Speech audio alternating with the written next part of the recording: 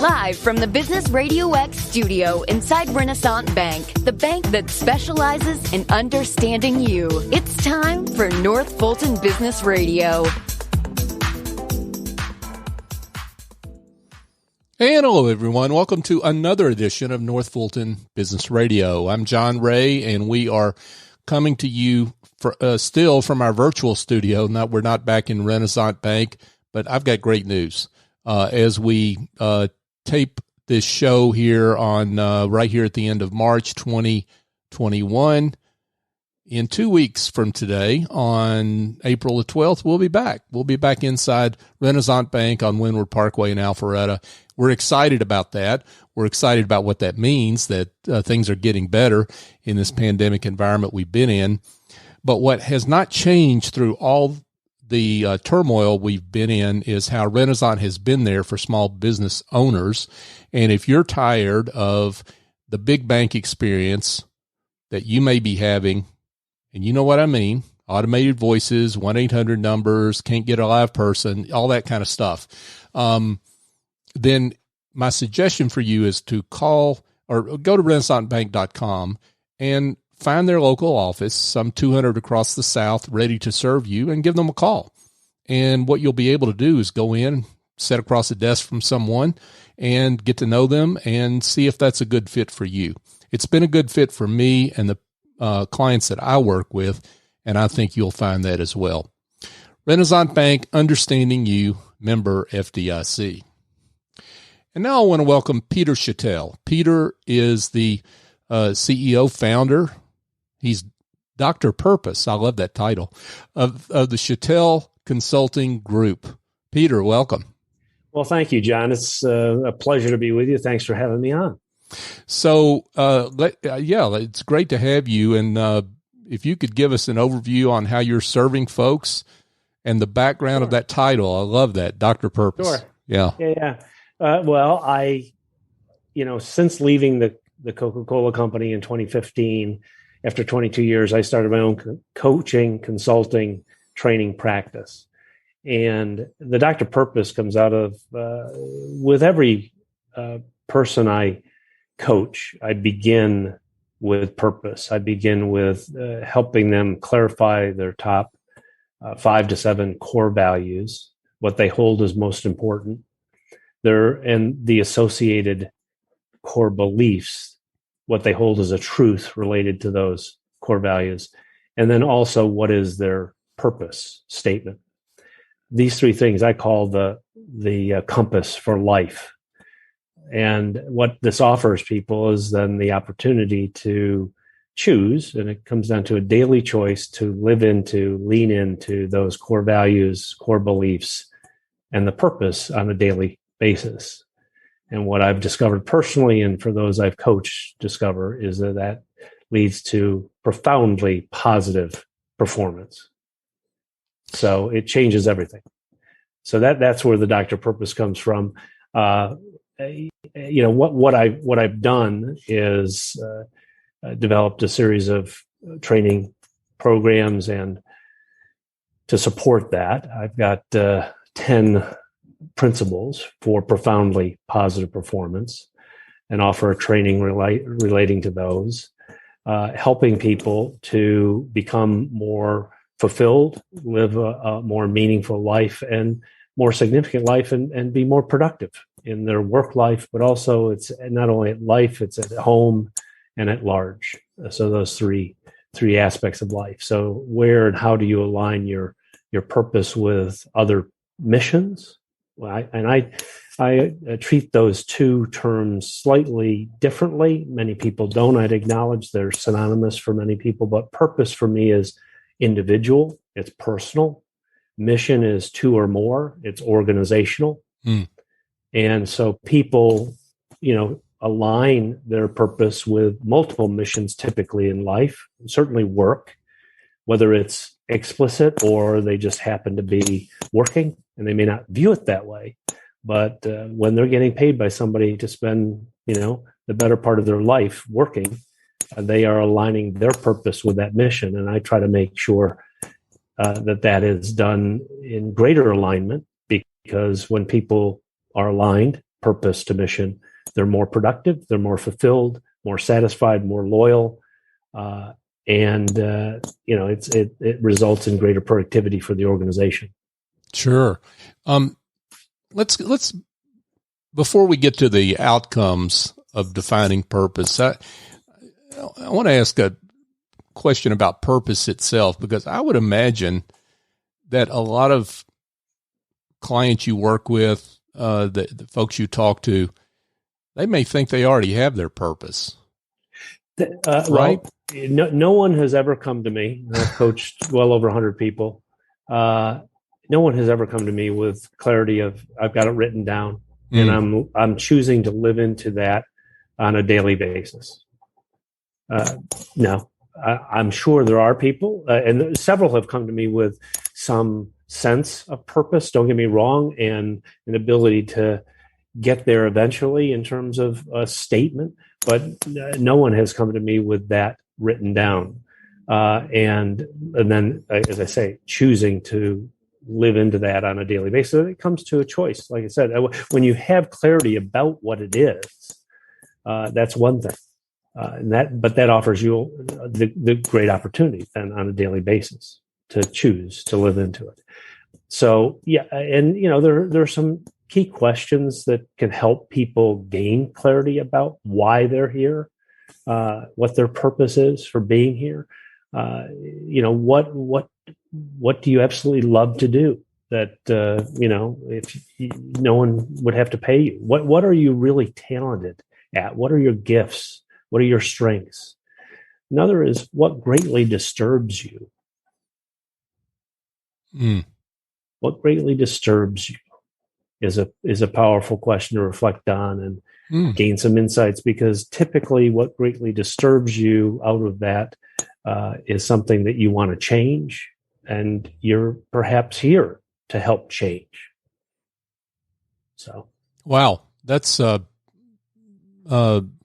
you got me thinking now, Peter. But that's what a thought provoking question that is, and and I can see how the folks that you work with maybe have some things that come out that surprise them.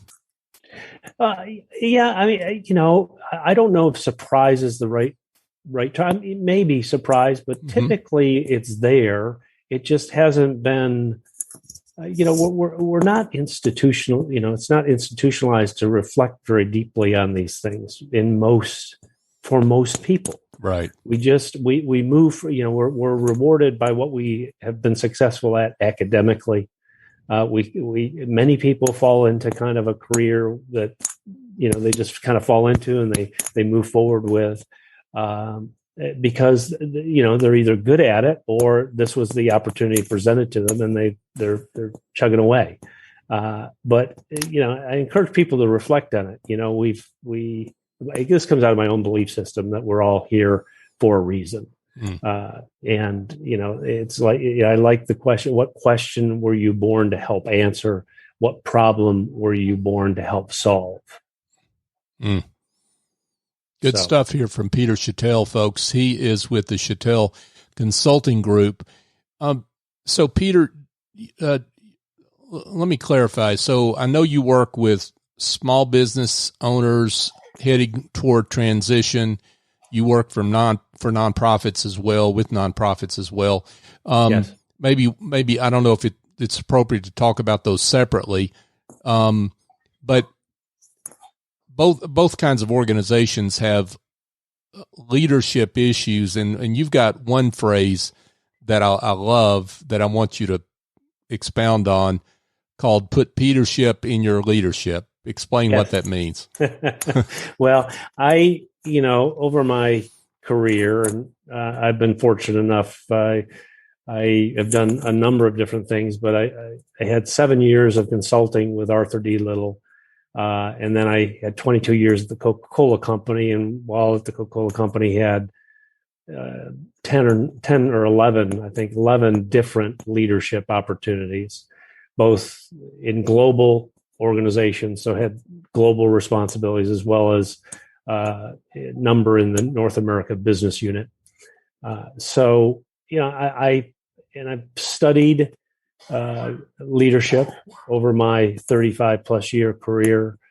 I have studied excellence. I was a state examiner for the Oglethorpe Award, the Malcolm Baldrige State Award, if you will. I've studied excellence in terms of organizations and leadership, and over that 35 years, I've developed what I call my 10 principles for profoundly positive performance. And so that's what Petership is. It's based on those 10 principles. And it's encouraging leaders to be purpose-led, people-centered, process-driven, performance-focused. And in that order for a reason. And, I wasn't always, in my leadership, did I always have them in that order. But nothing gets accomplished without people. And there's a clarity of purpose that's required in order to get people working in the most productive fashion. And then, ultimately, when you get purpose clear and people aligned, there's process involved in order to make things more efficient and effective. And then it's important to know, what you're after. What are the results you're after? So metrics are important. What you measure gets managed, and it's important. People like to win. Now, I've traveled the globe. There's no culture out there that doesn't like to win, at least that I've met. And so people play differently when you keep score, and it's important. Many performance issues are a result of people not knowing whether they're winning or losing. So, yeah, well, so because again, these two types of organizations are different, particularly the small business owner that's aimed toward succession or transition, as the case may be. What are some of the unique issues that you see there for those types of individuals, those types of executives that you help with? Yeah, well, the one success story, if you will, is I'm working with a small business owner and have been for now 3 years. And part of it is getting the staff is all very much aligned with the mission of the organization.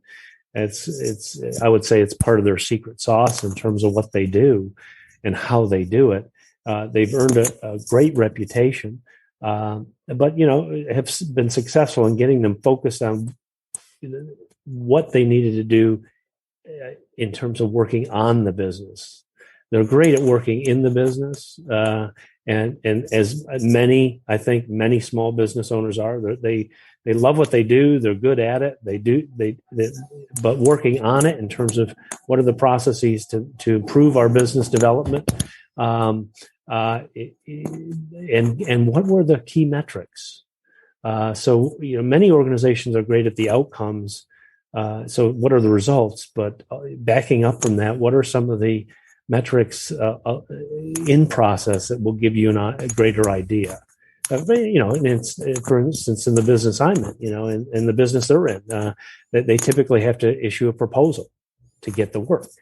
So how many proposals? What's the average size of the proposals? What's the conversion ratio? Are you tracking that?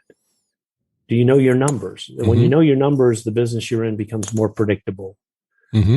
So, it gets at how many telephone calls do you need to make an appointment? And then how many appointments to get, the request for the proposal, kind of thing. So, what are the key activities backing up from the results and tracking those, and knowing what the conversion rates are? And then, also just making sure that the scorecard is visible and compelling to the people working in the organization. Yeah, so people know whether they're winning or losing. Oh yeah, sure. And just to be clear, when you say know your numbers, I mean you're getting at something more than just knowing what last month's P&L looks like. You're talking about predictive metrics is what you're talking about, which makes perfect sense.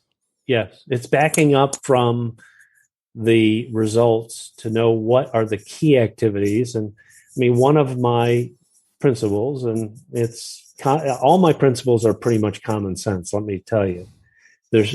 But not everything matters equally. Okay. So a disproportionately small number of things leads to a disproportionately large number of results. This is the Pareto principle. This is the law of Pareto. Most people know it as the 80-20 principle.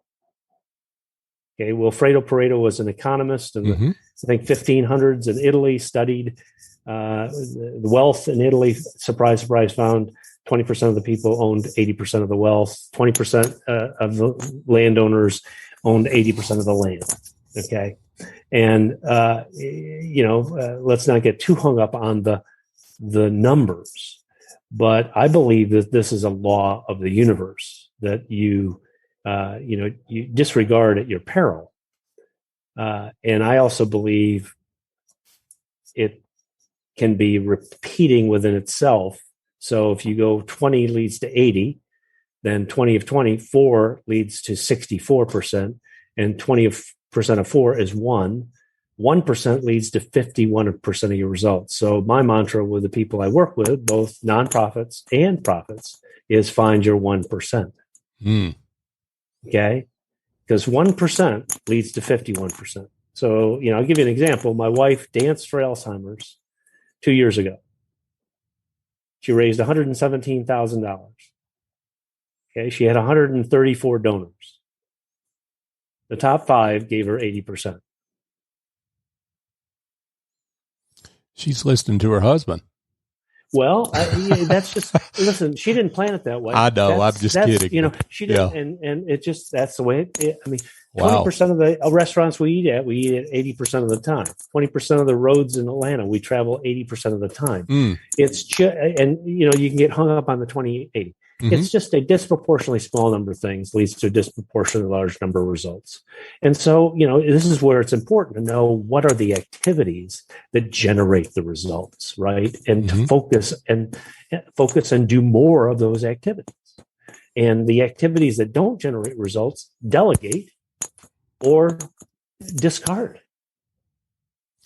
Let's talk about nonprofits. And the work you do there. I would imagine the same principle applies to nonprofits, right? Yes. So say more. Let's be clear. Now, nonprofits is a culture. There are cultures, and there's and every nonprofit has perhaps a slightly different culture, but nonprofits, it's a tax status. Okay, no nonprofit can lose money consistently and still exist. They call it something different. They call it, surplus that goes into reserves. But nonprofits need to make money. They just call it something different, right? They need to get funds. They need funds to operate to accomplish their mission. And so, I work with those organizations. When I was at the Coca-Cola company, I was fortunate enough when I was a member of the supply chain organization in North America to pilot the work with Franklin Covey on the 4 disciplines of execution before they wrote the book. And I became a practitioner of that, a disciple of that. I've used that in other organizations I've led. I use it in my business. I use it with my clients, whether they're nonprofits or for-profits. And the first, discipline of execution is pick your wildly important goals and have no more than 3. Many organizations that run into problems try to do too much with too little. And so focus on 3 or less. What are the most important? This gets back to Pareto. What are the most important activities over the next 6, 12 months? And focus on those. Less is more. More is not more. Less is more. And trust the fact that when you execute with excellence on fewer things, that there's a halo effect. And then, it's a matter of accountability, and weekly accountability is for what matters most, part of the challenge. And many nonprofits, the challenge is they have monthly board meetings, or even perhaps bi-monthly board meetings, or perhaps even quarterly board meetings. And it's hard to establish any momentum with a monthly cadence of, if you will, accountability. Right. A weekly cadence of accountability is a requirement for what matters most. Yeah. That makes perfect sense. Peter Chatel is with us, folks, and he is the founder of the Chatel Consulting Group. So, Peter, I would guess that nonprofits have purpose down, but you actually distinguish between purpose and mission. And so maybe this is where nonprofits come in. Yeah, well, and this is where, it's important for leaders to be clear of their purpose and how does it align to the mission of the organization. So, I had the good fortune of having an opportunity to coach a new CEO to a fairly large nonprofit here in Atlanta, who just moved from a senior staff position into the CEO role, and helped her through that process of personal reflection to gain clarity about her core values, her core beliefs, and her purpose, so that she would be in a better position to articulate that clearly to her followers, her staff, and be clear about, what were her core values, what were most important, what is most important to her, what are her beliefs, and how is that informing them about her leadership style, how she leads, and what her expectations are. She's been very successful. I think she will continue to be very successful in that organization. They're on chart for significant growth, and they offer actually employment opportunities for homeless and people coming out of incarceration. So it's a wonderful nonprofit called First Step Staffing. That sounds like terrific work. We'll have to hear more about them. I'll come back to you on that. Sure. Yeah, but so we've heard a lot from you, and it all makes sense. But one thing that I think sometimes folks would love to hear, and you're open to talking about this, is what makes you different. There's a lot of folks out there that write that are leadership coaches or what have you, but you've defined some real differences for yourself. Yeah, I think like many coaches out there, but I live what I preach, if you will. So, I am purpose-led. I have a purpose and clarity around my core values.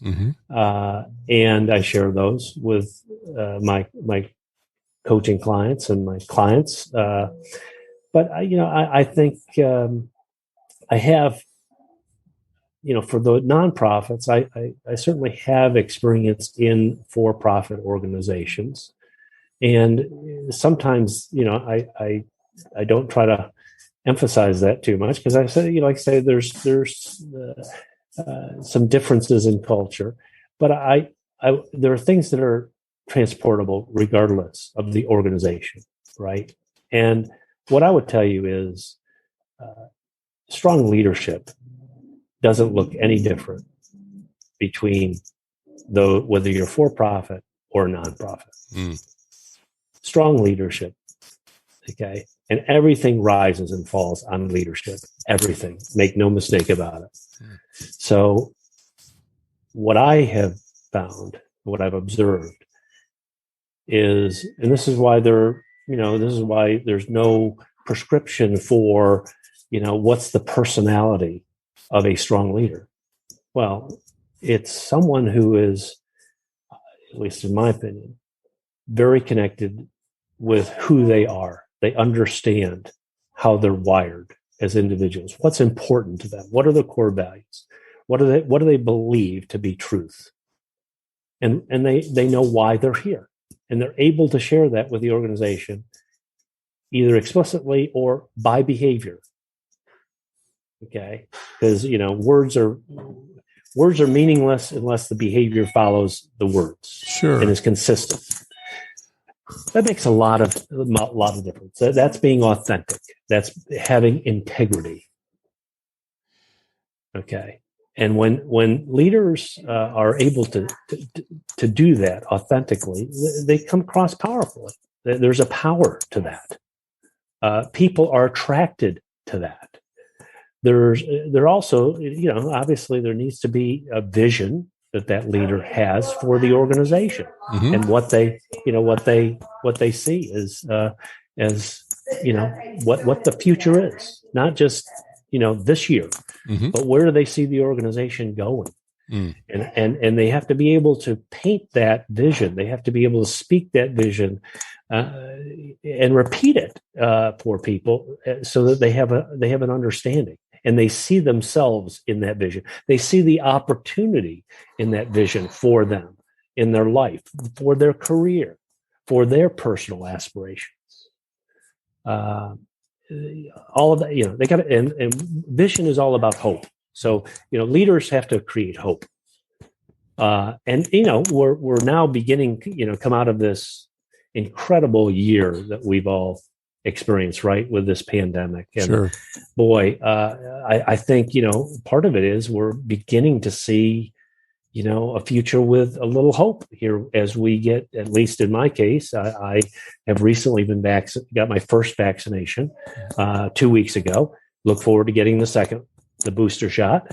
And, with that comes, some sense of protection and hope of not, suffering the ill effects of this virus. And I'm hopeful also for the ability to interact more freely with other people. We've really missed that, all of us. Yeah, for sure. So let's get specific about the kind of nonprofits and small business owners that are good fits for you. I mean, people that are listening to this, what are the characteristics that they should look for in their organization to say, you know what, that's something I need to bring in Dr. Purpose for? Sure. Well, I work typically with leaders and their teams.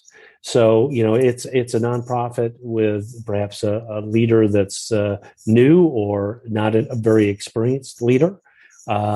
Typically, they've got some staff that they're working with, that they're trying to leverage and get focused and aligned around accomplishing greater impact for the communities they serve. I have a special heart, certainly, for anything that is dealing with racial, social inequities, homelessness. I have a great passion as well for anything that's dealing with sustainability or environmental. That's my background. That's my technical background. I actually joined the Coca-Cola company to start the first corporate environmental program. I'm currently in the process of kind of refreshing my knowledge around that, and plan to go through some training through the Climate Reality Project, which is Al Gore's organization created after he won the Nobel Prize, and bring that into the work I do as well. It is, in terms of business owners, it's typically small business owners. I coach some realtors. My wife's a realtor. I coach some realtors. I also coach small business owners that are looking, probably in that phase of in the next 2 to 4 years, looking to sell their business, and I help them build value in that business. I as well, I'm a member of 2 different organizations, the Exit Planning Exchange, which is a whole bunch of professionals focused on helping businesses in that exit planning phase. So I have connections with other professionals to do that. And most business owners, in order to be successful with a sale, require several different parties' guidance and help through that process, is what I would tell you. And then, I'm also a member of Provisors, which is a trusted advisory network. So have access to over 6,000 professionals across the country through that network, doing a variety of things. So I'm a connector too. I like to be a resource for my clients to be able to link them into other professionals who are highly skilled at what they do when the need arises. So that's something I've made a real effort to do over the last 6 years in particular, leaving Coke, is increasing my network of trusted professionals. So, in terms of that's who I focus on. Sure. In terms of nonprofits, I'm sure there are nonprofits out there I would choose not to work with. I probably am not the best advisor if you're dealing, with wanting to promote assault rifles. I'm not your guy. There are other causes I probably would not align myself with either. But I've yet to come across those. But I've been fortunate enough to have a couple of contracts with the Georgia Center for Nonprofits, working with a variety of nonprofits across Georgia now. That's been very rewarding work. That's awesome. Peter Chatel has been with us, folks. He is the founder of Chatel Consulting Group. Peter, this has been great. And I've enjoyed it. Yeah, thank you. And I think we need to get to really what the most important question is at this point is folks that have heard something that they compels them to want to get in touch with you. Why don't you give your coordinates, how they can connect with you? Sure. Well, I am located in Atlanta, and they can reach me through my phone number. My cell phone is 404-502-2884. They can reach me through my email. It's Chatel, Chatel, at chatelconsultinggroup.com. Or they can go on my website and book some time on my calendar. So that's www.chatelconsultinggroup.com. Awesome. Peter Chatel, folks. Chatel Consulting Group. Peter, thank you so much for being with us. John, thank you so much for having me today. Have a wonderful day. You too. Folks, just a quick reminder that if you've got some task on your desk that really belong on someone else's, and I'm talking about administrative task, bookkeeping, things that the ED of a nonprofit or the owner of a small business should really not be engaged in. They should be working on their organization, not right in the middle of stuff like that. I've got an answer that involves picking up the phone and calling S.E. Escobedo over at Office Angels, 770-442-9246. Now, if you're shy or timid, you can go to officeangels.us and check them out.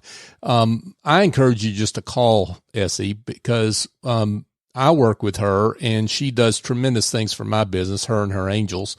And the way it works is she determines what your needs are, and she picks an angel or two maybe to fly in, get the job done, and fly out. And they do it on an ongoing or as-needed basis. But it starts with a phone call. It starts with a diagnosis of your problem. And that's what I would encourage you to do. 770-442-9246 and tell SE that I sent you. Folks, we're coming up on show number, 350, somewhere in there. We've been doing this show now almost 5 years and have featured a lot of great guests like Peter. And here's what I need from you, please. Go find the show on your favorite app, whether that's Apple, Google, Spotify, what have you. North Fulton Business Radio is a search term, and give us a 5-star rating. Now, I'm not asking for that for me or for Business RadioX. I'm asking that for our guest, like Peter, so that folks can find the show, and folks may be in need of the services that our guest offers. So if you could do that for us, that would be great. And we would love it if you would connect with us on social media. We're North Fulton BRX on LinkedIn, Facebook, Twitter, Instagram, probably 2 or 3 others I don't know about. But connect with us there as well. We'd love to have see you there. So for my guest, Peter Chatel, I'm John Ray. Join us next time here on North Fulton Business Radio.